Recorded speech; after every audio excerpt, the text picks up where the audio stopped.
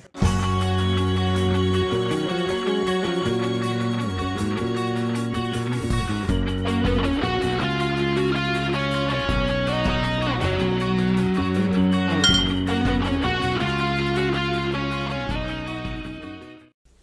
up, YouTube?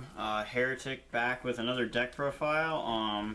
Today we are looking at one of the, well, basically the new version of the Seismitoad deck that has been popping up all over online and looks to just be pretty darn dominant. And it was also brought to my attention recently that I never did a Seismitoad Slurpuff deck profile on here, or I don't think I ever actually did put that deck on my channel at all. I don't think it was ever, I don't know if it was ever in a match video or whatever, but I know I never profiled it, so of course I had that option here, but I chose to go ahead and just jump to Seismitoad Shaymin, which is basically, in my eyes, the new version of Seismitoad Slurpuff.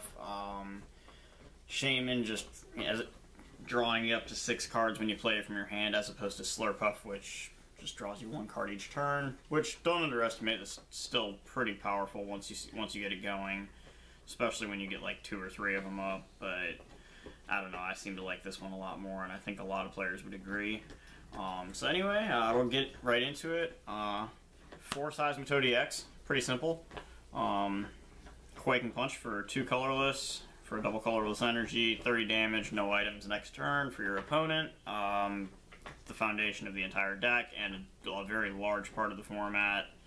And then 4 Shaymin EX with that setup ability that when you play it from your hand down onto your bench, you draw until you have 6 in your hand. So that's just pretty much the foundation of the deck. Draw cards, item lock your opponent.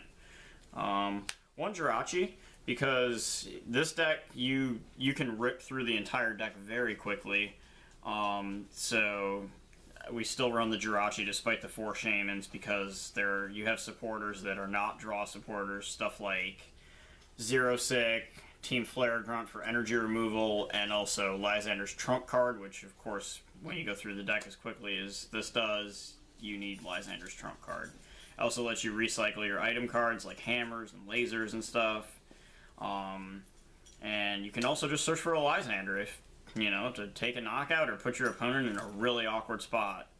And lastly, we play 1 Keldeo EX, and the reason behind this is just you slap a Floatstone on there and you've got an instant out to status cons and Lysanders that your opponent might play and stuff like that. So really just kind of a convenience card to have there.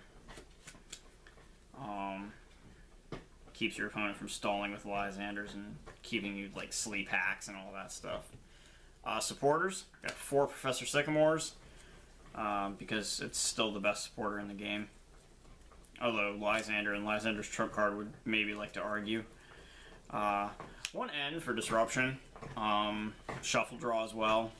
Kind of kills 2 birds with 1 stone there. Pretty good card, as it's always been. And then we have 1 Lysander, 1 Trump card, all important, of course, and then we play 1 Team Flare Grunt and 1 Zero Sick. Another something key here is that we do run Headringer, and Zero Sick can take away a Pokemon tool off of something, which will then enable us to apply a Headringer. It's a bit of a dick move, but it's pretty effective if you manage to draw it out, since this way we don't have to include Startling Megaphone for gimmicky reasons. I know some people like to do that, though. Either way. And then we have 3 Burbank City Gyms and 4 Hypnotoxic Lasers to get extra damage, because Seismitoad only deals 30 damage, and that's not enough. Not when you got a big 180 HP EXs and 220, 230 HP Mega Evolution EXs floating around the format.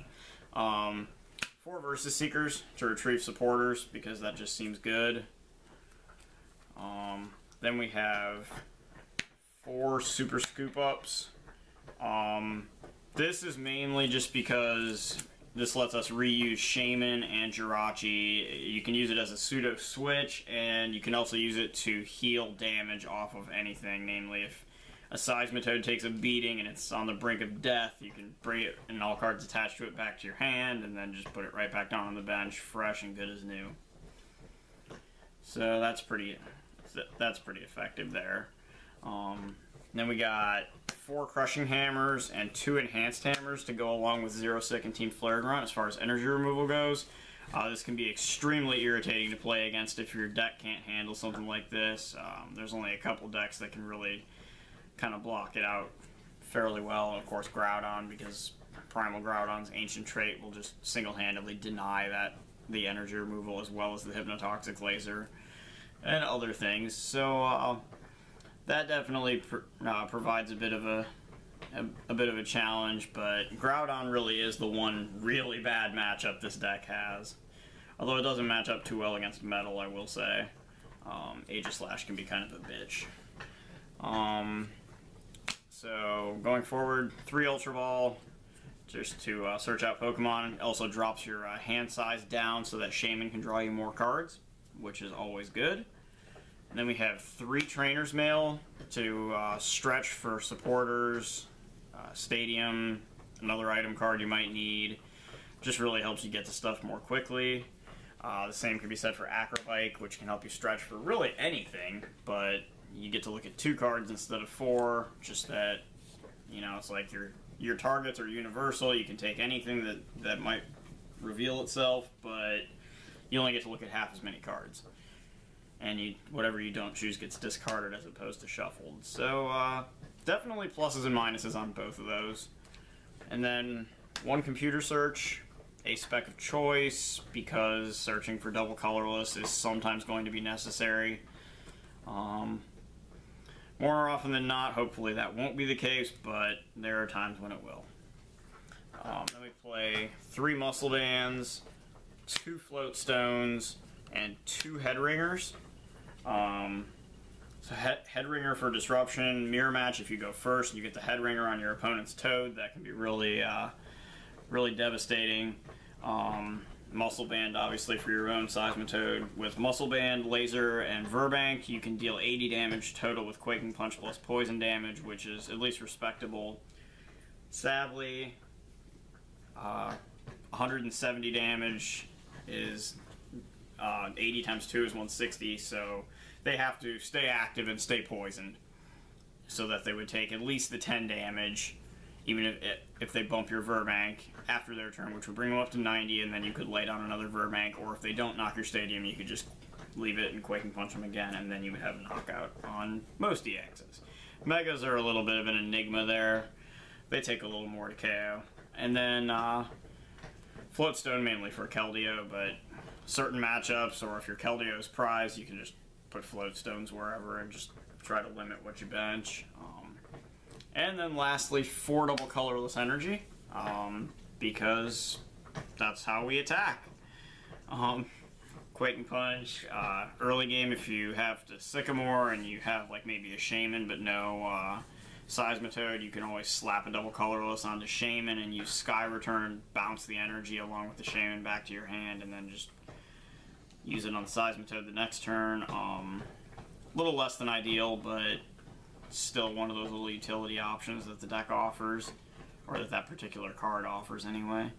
The reason for double Enhanced Hammer is mainly because Special Energy is seeing a rise in play now once again with, I mean, Seismitoad decks, you know, mirror match first turn. If they put down the double colorless, you could just hammer it right off if you go second. And then, of course, anything else like Rayquaza with double colorless, anything that runs double Dragon Energy, Strong Energy, just all this stuff. And Wobbuffet decks showing up with Mystery Energy as well. So, that is Seismitoad Shaymin, and it's just generic first build. Definitely feel free to test it out if you like. I'm not really a Seismitoad player, but this is a pretty simple deck, so I thought I'd go ahead and show you guys. That's all I got for you now, and hopefully I'll see you all very soon. Cheers!